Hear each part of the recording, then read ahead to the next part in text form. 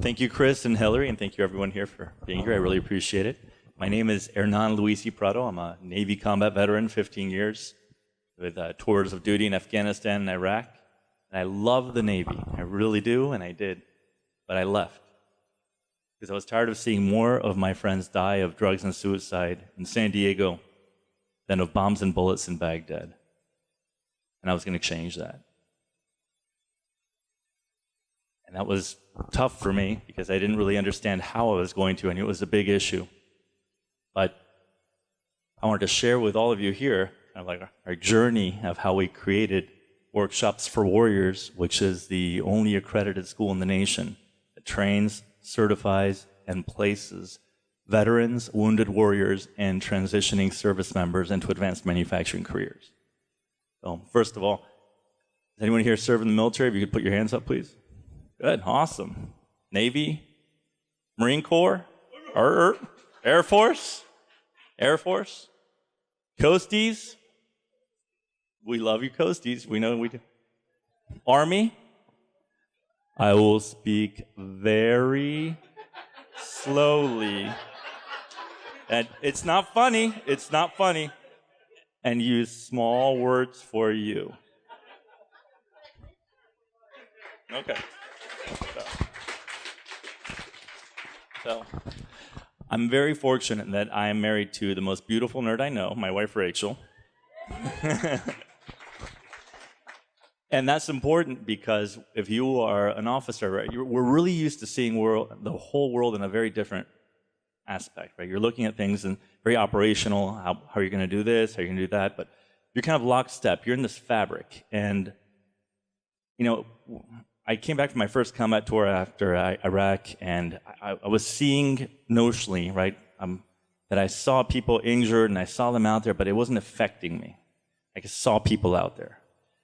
And one day, I was in a mall with my wife, and this guy, John, who had been enlisted with me over in 29 Palms. If you've ever been there, great place to get a suntan if you've ever been there. It's awesome. But so John and I had just seen each other in Iraq, just a couple months beforehand. And here we are in this little mall. I think we're in front of like FAO shorts or something, completely, just common, right? And my wife and I are there, and this guy comes up to me and says, "Hey, Doc," right? When I was enlisted, I was a corpsman. So, "Hey, Doc, how are you doing?" I said, "Well, great." He goes, "Well, great to see you." He goes, "Hey, could you be my best man at my wedding this Friday?" And I'm thinking, I was like, we had talked about this, and it wasn't going to be this week, and I knew it was going to be like next year that they were going to get married. So I didn't want to say anything because his fiance was right there. I said, "Yeah, sure, of course I'll be your best man." And then I said, "Well, get up, man, give me a hug." And he goes, "Well, I can't, Doc." I said, "Why?" He goes, "I lost my legs." I was like, "What? What do you mean?" And I looked down, and I noticed he was in a wheelchair. And I mean, I had noticed he was in a wheelchair before, but it hadn't, I just thought, he had injured his ankle or, something like that. But it hit me. Like, he didn't have his legs anymore. And this is a guy that, I knew him. Like, this guy meant something to me. This is a guy that I went to captain's call for because I wrestled him to the ground once to put sunblock on his face because I was tired of carrying his weapons whenever he fell out of a march, right? So, and this guy didn't have legs anymore. And I could just see, you ever had those moments when you're looking at a movie and you see 10 years of history fly by? I was seeing all of these things that he wanted to do, all the things that were important in his life, and I saw them all evaporating. I saw them not be possible anymore. And the one thing that he had lived for, which was the Marine Corps, wasn't going to keep him around. And it hit me so deeply, and for those of you that are in the military, you make fun of guys like that are crying at the mall, but I was floored. And I kind of gathered myself and I said, "Of course, John, of course I'll be there." And he wheeled around and left. And in my mind's eye, I was thinking, here I am, tough guy, combat veteran, catching prisoners of war, and I sank to the ground and grabbed onto my wife's elbow and said, we are going to sell everything that we have, and we're going to create an advanced training center so that guys like John have a viable future. And my wife, to her eternal credit, said, of course. Thank you, Rachel.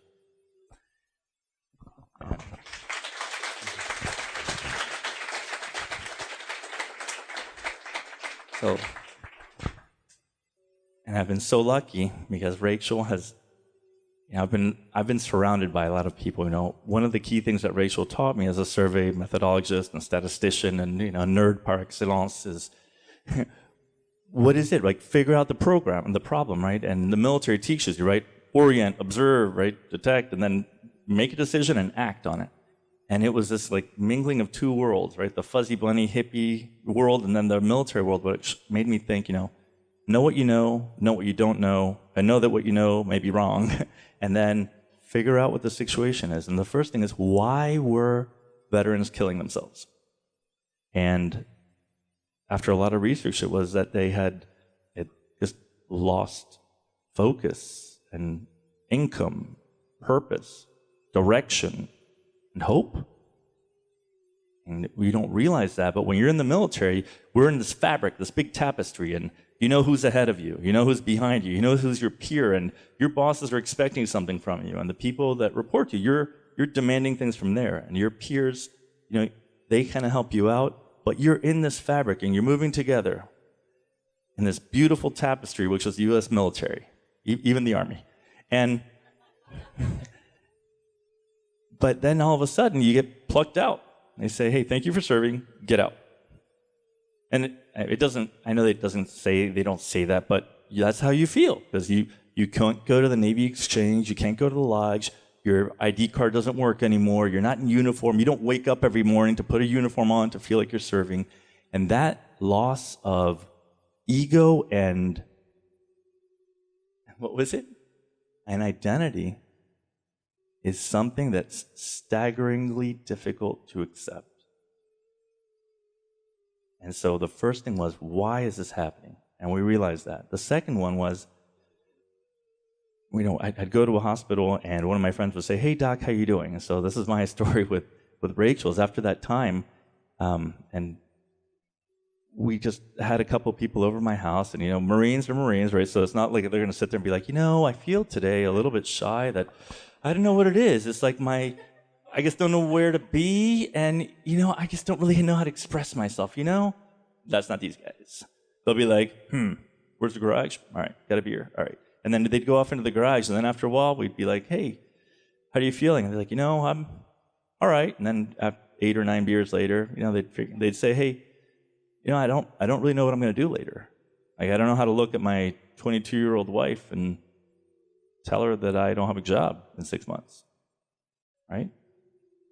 And so it hit me. What can we do to transition people that are super competent, committed, dedicated, and give them something that gives you a lifelong career, that gives you a dignified life, a dignified career with a potential for career accession?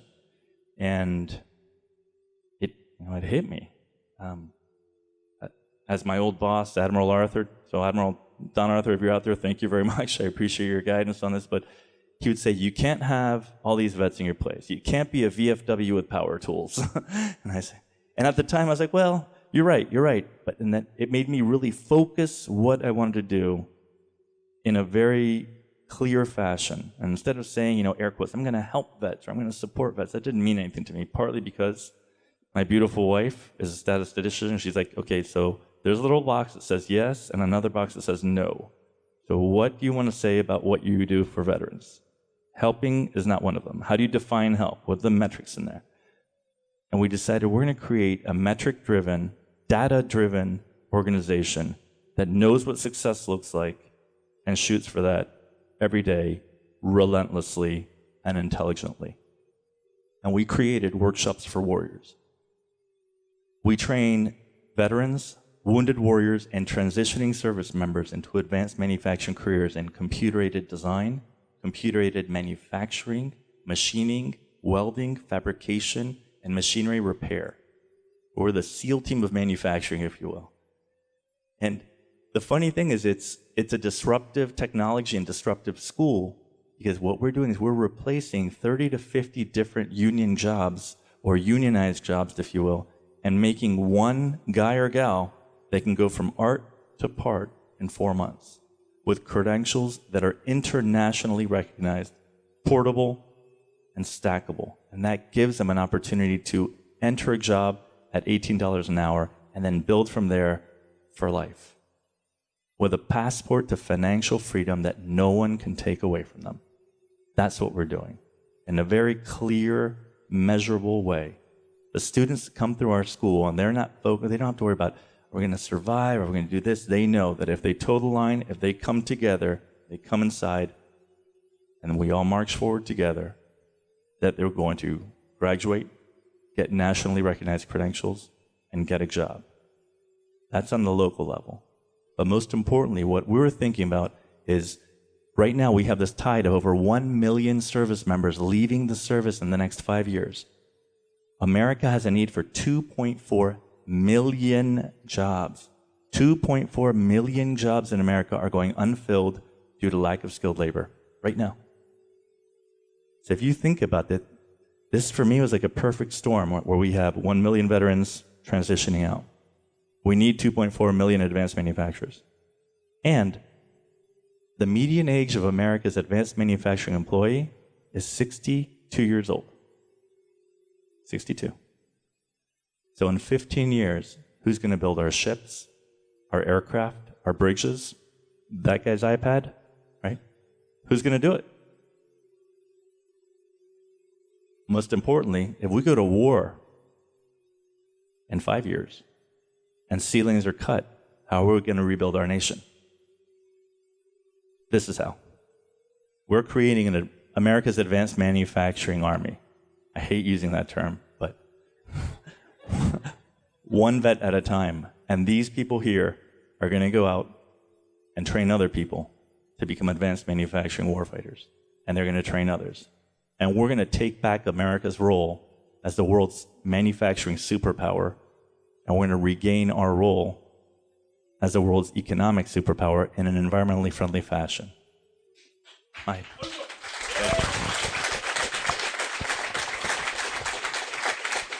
Thank you. My vision is that 100 years from today, people will look back and they'll see San Diego and Workshops for Warriors, and hopefully people that they trained. And they're going to see that Workshops for Warriors was the birthing, or the birthplace of America's green manufacturing renaissance. And it started right here. But most importantly, it started because I had an idea, and I felt like I was out in the desert with a 200-pound bag, and I was lugging it along. And all of a sudden, my wife Rachel showed up. She grabbed the other handle. She lifted it up, looked at me, and we started moving forward. And then Amanda Brooks, now Barber, who's on our board of directors, grabbed the other handle, and Ethan Weinstein grabbed another handle. And they didn't question me, they didn't poo-poo me, they moved forward with me, and we kept accelerating. And since then, we've had an incredible array of intelligent, competent, passionate people that have shared their time and energy with me and have been patient with me when I've failed, which has been many times. And now, every day, I look left, I look to my right, and I look behind me, and I can see a multitude of people that have joined us, and I can feel the earth trembling with the sound of us marching in unison towards a more constructive and better America and world. Thank you very much.